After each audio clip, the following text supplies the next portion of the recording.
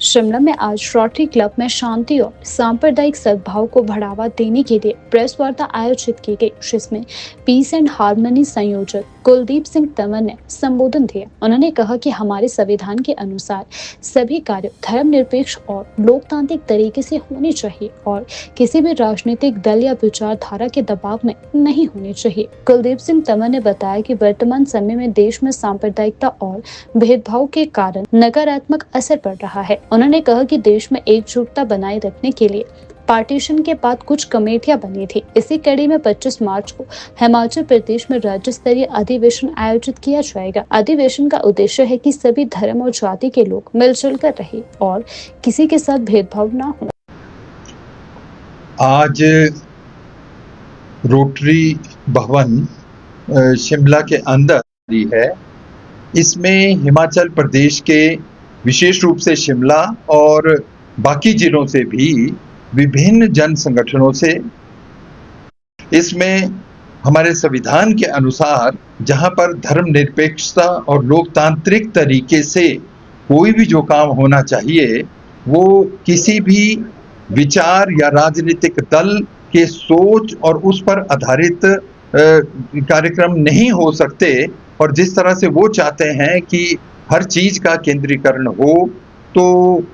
और जिस तरीके से वो इस समय अभी वर्तमान में जो केंद्र में जो सरकार भी है, जो आरएसएस के द्वारा एक पोषित है, और उसमें जिस तरीके से पूरे देश के अंदर इस समय जो माहौल बना है और जो ये सांप्रदायिक ताकतें हैं और जो हमारे शासक वर्ग का जो मुख्य हिस्सा है, उनके प्रभाव में जो मानसिकता भी जो आम जनता की है और जो विचार है उसके ऊपर भी इसका प्रभाव पड़ता है। तो उसके विकल्प में एक ऐसे फोरम भी पूरे देश के अंदर जिस तरह कौमी एकता कमेटियां बनी थी, जिस समय पार्टीशन के बाद इस देश के अंदर एक पीस और एक सॉलिडेरिटी रखने के लिए, तो एक इस तरह का ये प्रयास है। और ये जो मंच है इसके माध्यम से हम लोगों ने तय किया है कि हर जिला में बैठ के करते हुए आने वाले समय में 25 मार्च को राज्य स्तर का एक अधिवेशन किया जाएगा और उसके बाद फिर आने वाले एक कार्यक्रम भी एक रहेंगे। और इसमें ये कोशिश की जा रही है कि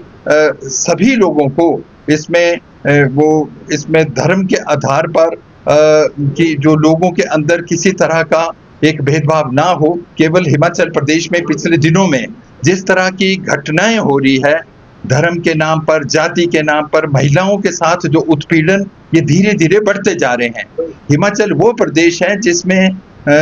लगभग सबसे कम माइनॉरिटीज हैं। इसमें मुस्लिम पॉपुलेशन तो केवल 2.18% है, और अगर सिख और बुद्धिस्ट है वो भी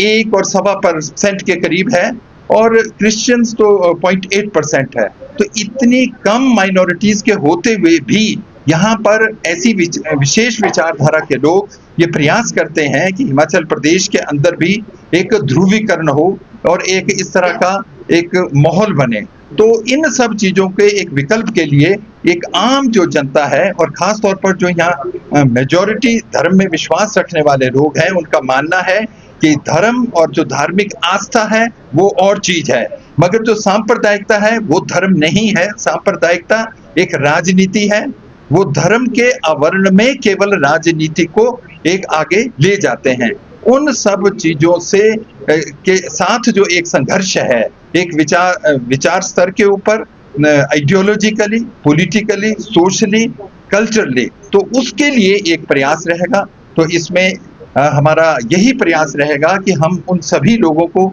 उन सभी संगठनों को एक मंच के ऊपर लाएंगे जो हिमाचल प्रदेश में एक पीस, प्रॉस्पेरिटी और कम्युनल हार्मनी चाहते हैं। क्योंकि आज हम ये देखते हैं कि हिमाचल प्रदेश में एक आम लोग, आज से कुछ साल पहले ये समस्या नहीं थी, पर एक तरफ से तो प्राकृतिक आपदाओं का प्रकोप है जो एक पूरा जलवायु परिवर्तन की वजह से हिमाचल पे पिछले 3 सालों का प्रभाव है। हर लोग परिवार के अंदर एक डर बैठा है कि आने वाली बरसात में क्या होगा। दूसरी तरफ जिस तरह पूरे देश में, हिमाचल प्रदेश में बेरोजगारी है